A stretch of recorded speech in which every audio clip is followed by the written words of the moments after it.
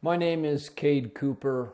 I'm getting ready to launch a podcast slash YouTube channel slash social media campaign called Getting Your Life Back with Cade Cooper. For the better part of 5 months, I've been working on this project. I've put a ton of time into it. I've put a lot of finances into it. I've put aside personal ambitions and a lot of my leisure time in hopes to create something that may bring some value to people in a time that I see a lot of people struggling and scared with not really a lot of answers of how to get out. I recently recorded my life story as part of this, and I didn't really know what I was going to say, but I just had an idea.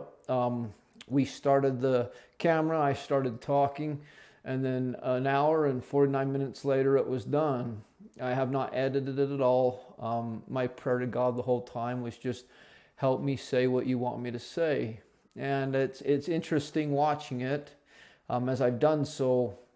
And I hope that as you watch this, and I have separated it into 3 parts, you can find some value in it. I want to kind of explain just a little bit about me and why I'm doing this. I'm a small town Utah boy who grew up in Utah to very good parents. I spent most of my adult life in the southern United States, and I've been back in Utah for the last 5 years.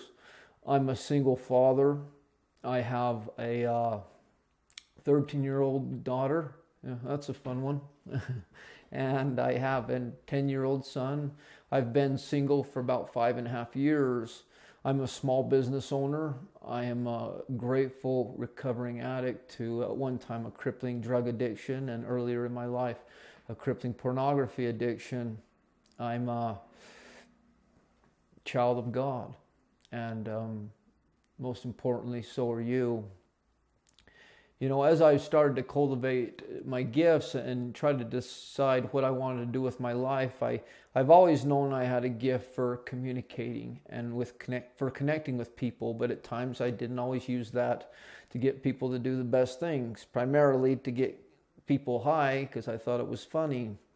But as I've really started working on myself and, as I got clean, and I've been clean for quite a while now, I started to learn all these things, all these ways to kind of work on myself. And my prayer to God has always been, help me to be able to help as many people as I possibly can. So about 5 years ago, I was just recently divorced, and I went on a Lake Powell singles trip, and I was on a boat with a bunch of hot women, and they were all in bikinis, and they were pumping the rap music, and I was just, thinking, 5 years ago, I did not picture myself here, but I'm sure glad I am. And I remember coming home and I posted all these pictures online. And I'm not saying there's anything wrong with that, but something interesting happened. I started getting messages from people wanting to get divorced. And the primary reason was because of my Facebook. They're like, your life looks wonderful. And God impressed upon me very strongly that I need to be careful what I convey on social media. Because comparison is the thief of joy. And comparison's fundamentally inaccurate because we really don't know what's going on in other people's lives. We only know what our perception of what's going on and what they allow us to see.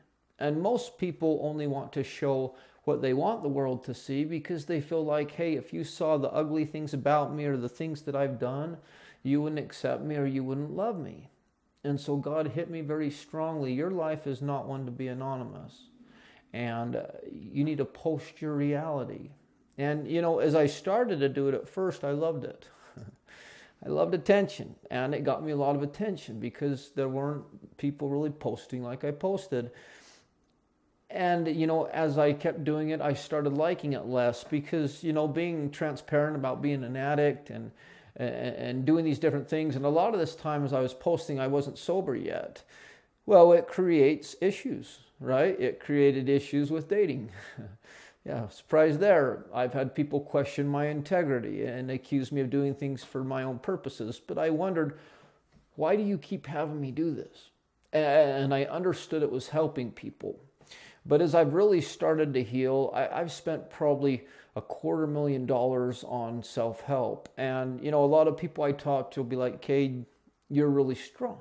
Or, you're strong in your faith or your convictions. And I'm like, well, maybe. Well, I am. But on a fundamental level, I just don't like pain. I don't like to suffer. The more I work on myself, the more I understand my mind. For me, the more I can connect with God, the less I suffer, and the more I'm able to help people. And my learning curve was expedited because as my life, as you watch my story, was starting to get pretty scary, I had two choices. Get better or leave my kids without a dad. And I made the right choice. So as I started getting healthy, I was wondering what would be the best way for me to share my gifts. And, I worked a lot with people one-on-one. A lot of you that have followed me for a while, through my posting and through interactions, we've had some very special experiences. I've worked with young kids. I've worked a lot with women who've went through all sorts of trauma. I've helped women deal with the manipulations of men. I've worked with guys as well. I've worked with married couples. I've worked with business couples. This is not a singles podcast. It's not a I'm rich podcast and do you want to get rich podcast. It's not an addiction podcast. It's not a business podcast. It's simply how to get your life back. And there's a part of me that doesn't love putting my very raw story out there. But part of it is by seeing it, hopefully it will give people courage to seek the help that they need to get better. Because really when it comes down to it, I don't care anymore what people think of me. Because I know my heart, I know why I did what I did, and I want to help people. And as long as we're caught in shame, we're never going to heal. I believe, as people see my story, it's going to elicit all kinds of reactions. I'm fully prepared to upset some certain people. My intention is not to do that. I'm not trying to be divisive on here to get followers or likes. I'm just stating what I view as truth and what will help people. And I'm not always right by any means. I'm always learning new things and I'm always open to new things. And this pursuit of truth and this pursuit of healing has led me to the framework and the ideas and the faith that I currently believe. And as long as I do that, I believe that God will continue to lead me into truth. So I hope that my story helps you. I felt inadequate as I watched it. I don't know how to convey the truth that God deserves and really the raw emotion and the pain and the healing and the joy that went into everything in my life. But my life is so different today. I worked on the things that caused the problems. We all, in the end, suffer from the same thing. We all suffer from trauma. And trauma is basically experiences that we go through that our mind cannot process for what they are. And the earlier trauma happens, the greater impact on the brain because it stops the brain from developing wherever it is. An example of this would be someone is abandoned when they're 4 years old. Say dad leaves, right? They can develop what's called a fear of abandonment. Well, if not processed properly, that fear of abandonment can become catastrophic. It can lead to all types of personality disorders, and it can also lead them to never having any truly strong interactions and meaningful relationships with people. And the reason why is they're viewing what happened at 4 years old with the coping skills of a 4-year-old. And so when a situation reminds them of that, or when they meet someone that they think can really hurt them, although they care about them, their brain will say, you've got to push them back because they're going to hurt you. And if they really get triggered, they'll go back into what's called post-traumatic stress. And now they're dealing with stuff as a 4-year-old. I believe in processing your trauma. Everyone wants a quick fix in this life, and it's human nature to an extent, right? We want to get rich quick. We want to do the littlest amount of work. We want to find the quickest method for healing. We want to just hurry and read the books. I believe that true change, it can be, it can happen through a variety of ways or in conjunction with a variety of ways, but it is difficult. And in the end, you have to go back and you have to, with someone who is good and capable and knows what they're doing, help you and liberate you from that trauma, so you don't need these toxic coping mechanisms anymore that are holding you back. And so through this, I want to bring on other people as I do this thing called Getting Your Life Back with Cade Cooper, because I recognize not everyone believes like me and not everyone thinks like me. And I don't have the answers for everyone. We're all very different. But I know a lot of people, a lot. And some of them differ wildly than me. Some of their political beliefs are completely opposite. Some of their religious beliefs are opposite. And I don't require them to think like me. In fact, when someone doesn't agree with me, it doesn't make me mad. I want to understand why. And especially if it upsets me, I really want to understand why, because they've sparked an emotional response, which isn't as easy to get. And I feel like the more we hear about this, the more we hear different ways that people heal, eventually we'll draw some parallels. But I have a pretty high sample size of the methods that I've learned through the grace of God, through, a lot of money on multiple rehabs, through, meeting with a therapist for years and years that's basically trained me to be a therapist myself, and he's one of the best in the United States. And I've implemented these things, and I've seen very neat results. And so my prayer has been, God, help me to know how to help as many people as possible. Well, I started doing interventions, and, one day one of my best friends called me, Clint Olson, and he had pitched me the idea before, and he said, how about you do a podcast? And it felt different, and I couldn't get it out of my mind. And it's evolved, and now it's a YouTube channel, and now it's also going to include writings and different things and bringing people on. But God has led me to do what I'm doing, and it excites me. And it makes me nervous at the same time. But I know I have certain things to offer that can help people. In the end, I'm not asking, for your money. I don't care about how many followers I get. I did at one point as I was thinking about this. I had a lot of ambitions, and there was a lot of worry if my expectations weren't met. And then there was crippling fears of inadequacy, which, is probably good for a man like me. But in the end, I just want to help whoever I can. And if I help one person to, or at least play a part and help liberate them from these fears and trauma, these different things that hold them back, this would have all been worth it. Dave Chappelle has a quote, and it's part of why I'm doing what I'm doing and what I've seen. But he said, our culture has accepted two great lies. The first is, if someone doesn't believe or act like you, they should be hated or feared. The second is, in order to love someone, you have to believe, act, and behave like they do. Both of which are nonsense. We do not have to compromise our convictions to be compassionate. I routinely will meet new people. And the conversation kind of goes like this. Yeah, I'm a member of the Church of Jesus Christ of Latter-day Saints. No, you're not. No, yes, I am. No, you're not. No, I really am. No, you're not. No, I really am. The way I look, a lot of people don't seem to think that way. Well, I want to explain to you why I am, why I align myself to that specifically. For me, and it's not only my faith, but the way I live and the people I surround myself with and all of it together, I've lived about every way that I can, and it is by far the most effective way I've found at maximizing joy and minimizing pain. And I don't like pain. So as I've grown, as I've learned this, I've realized that,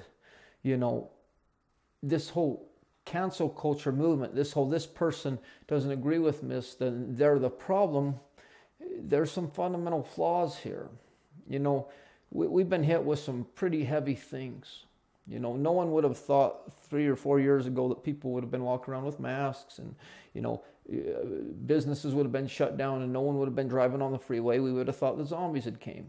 Well, what I've noticed is a lot of people have picked a side and you know, they blame the other side, when in reality the other side has nothing to do with the measures that have been enacted to counter these situations. You know, we'll talk about who's president, for example. Our nation is being destroyed by partisanship. And say I have a neighbor, Bob, here, and Bob and I have been friends for a long time and got along, and our kids play on the same soccer team, and, you know, we go to church and we have barbecues. Well, say my guy that I wanted didn't get elected, but Bob's did. And so I'm on every day looking at the news and looking at opposite opinions, and I'm looking at what I consider to be a decline in civilization and morality and whatever, and I'm fear and worried about my kids. Well, I'm upset because it's people like Bob who got this guy elected, and so I start fighting with Bob, and then I get on and I start posting really divisive things online. And the funny thing is, Bob did not get this person elected. And I've never seen one person change anyone's opinion online by starting a controversial thread about politics or religion. I would think if you really want to shift someone, or if you really think that your ideology is correct and you want to have a good conversation, maybe you could do a Facebook story, because that way if someone wanted to interact with you, it would need to be a private conversation. But we're misguided in who we're upset with. And then we spend all our days trying to figure out what is happening. Who is responsible for gas prices? Was the election rigged? Who has special interests where? And we start to feel these conspiracy theories come up. I'm not saying that they don't exist, but can we do anything about them? Is it within our scope of influence? Most of the time not. You and I probably can't control who's president of the United States. We should still vote, but that's without our control. We can't control gas prices, but do you know what we can do? We can ruin valuable relationships fighting with people that think differently. Or, you know, we can spend all our time trying to look at things and we can lose our peace. You know, for me, what gives me peace is Jesus Christ. For me, I look to him. And 2,000 years ago, he said all this was going to happen. And he promised me that in this life I would have tribulation, but to be of good cheer. He has overcome the world. I spend my time focusing on things I can control.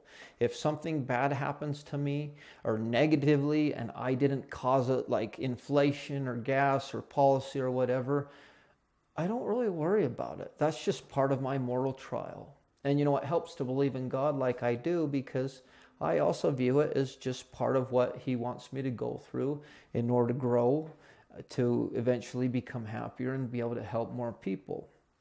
But anger's an interesting emotion. It's a secondary emotion to fear.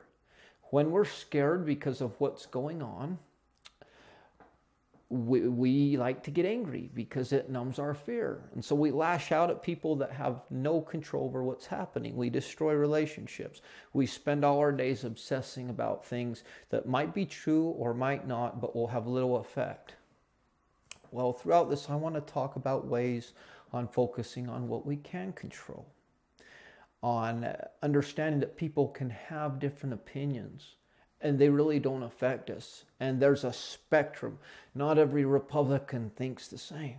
Not every Democrat thinks the same. Not every member of my church thinks the same. Not every Muslim thinks the same.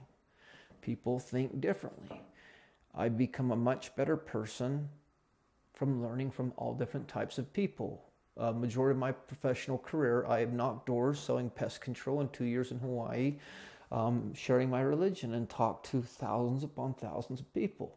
I've lived in 9 different states. Learning different people and different ideologies has made me a better person. It's made me open.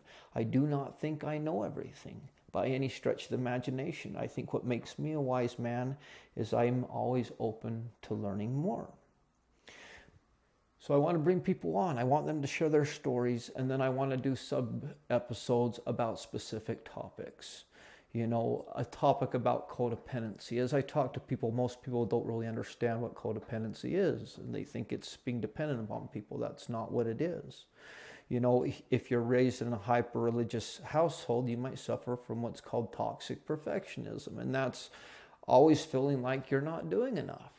You're not good with God if you do believe in Him unless you're perfect. That's something I definitely suffered with. All or nothing thinking. I'm going to go all the way in, and if I mess up a little bit, then I'm just going to go all the other way. It's another thing. I want to talk about addiction. I know a ton about it and I've worked with people a lot. Trauma in all its ways, shapes, and forms. Pornography. And, destigmatizing the shame of it and helping you guys who struggle realize that you're not bad people, but at the same time sharing the damning nature of it. And, the science of it is indisputable, what it does to your brain, regardless of your moral convictions about it. My point is, I see a lot of information that's good information, but where I see it lack is the implementation. Well, it's probably good to set boundaries, but what do they mean? And when we start setting them, if someone gets upset, then we feel bad. We fear conflict so much, we let people walk all over us, and it just eats at us till one day we just blow up. Well, through a lot of life experience, I've learned some very fascinating things. And so I look forward to sharing them with you. In the end, I think it's up to us to heal. As I talk to people about the type of money I spend on myself, and I recommend that to them, a common reaction is, I don't have the money to do that. Well, if your brain's working right, and if you're not held back by your past, and you're not paralyzed by your future, you're going to be a lot more efficient in the present. I think investing in yourself is the most worthwhile thing you'll ever do. And, I spend $100,000 on the human body healing my stomach. I understand a lot about that. I know how to start a business. I know how to lose a business as well, which I'll share with you in my story. I wouldn't recommend it. But change is hard. I don't know if there's an easy way around it, but it's so worth it.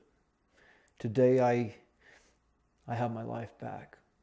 And I think there's all different types of avenues and methods that can work for different people. And I also think in conjunction they can work. In the end, my goal here is not to convert you to my way of thinking. It's not to convert you to my faith. It's not to try to get you to act like I want you to act. I think diversity is what makes this place beautiful.